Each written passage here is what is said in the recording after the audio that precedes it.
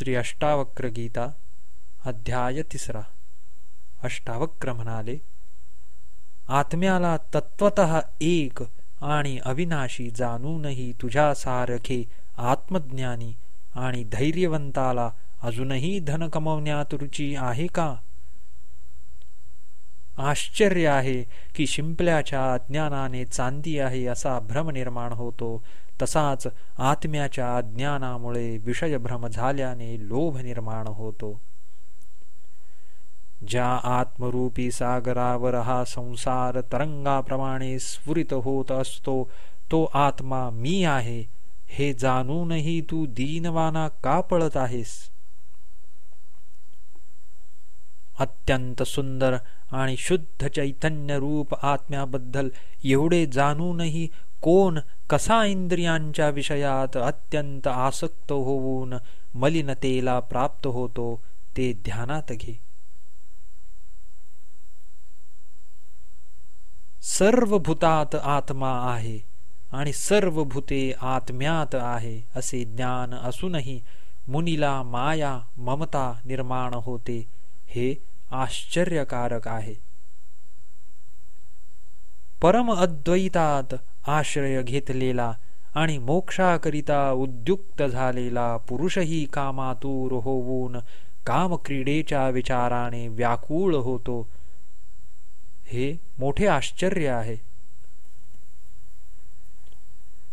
काम हा ज्ञानाचा शत्रू आहे हे माहीत असूनही एखादा अति दुर्बल आणि मरणजवळ आलेला पुरुषही कामभोगाची इच्छा करतो, हेच मोठे आश्चर्य आहे. जनका, जो इहलोकातील व परलोकातील भोगाबद्दल विरक्त आहे आणि जो नित्य व अनित्याचा विवेक ठेवतो व जो मोक्षाची इच्छा करणारा आहे, तोच मोक्षाचे मरणाचे भय बाळगतो, हे एक आश्चर्यच आहे.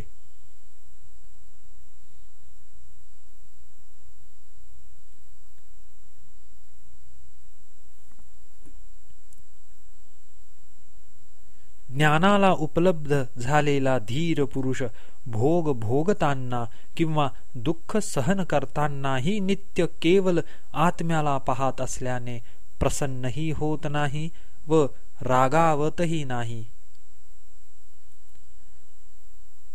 जो आपल्या कार्यमग्न शरीराला ते दुसऱ्याचे शरीर आहे अशा तटस्थ भावनेने पाहतो, तो महाशय असलेला पुरुष स्तुती किंवा निंदा ह्यामुळे क्षोभाला कसा प्राप्त होईल? जो या विश्वाला माया मात्र पाहतो आणि ज्याच्या मनात आता कसलेही कुतूहल शिल्लक नाही, शंका नाही, तो धीर पुरुष मरण आल्यावर भयभीत का होईल? जो महात्मा मनात मोक्षाचीही इच्छा करीत नाही व जो आत्मज्ञानाने तृप्त आहे, त्याची तुलना कोणाबरोबर करता येईल? जो खराखुरा धैर्यवान व शांत झाला आणि ज्याने हे जाणले की दिसणारा हा संसार वस्तुतः नाहीच, त्याच्या मनात मग हे घ्यावे व ते टाकावे अशी वासनाच निर्माण होत नाही. ज्याने अंतःकरणातील काम क्रोधादी विषयांचा त्याग केला, ज्याने साक्षी होऊन पाहिले की हे राग लोभ माझे नाहीत, मी फक्त प्रकाश आहे आणि भेद बुद्धिरहित व आशारहित जो झाला आहे, त्या पुरुषाला दैवयोगाने आलेल्या भोगांचा सुखाचा सुख व दुःखांचे दुःख वाटत नाही. अध्याय 3 समाप्त.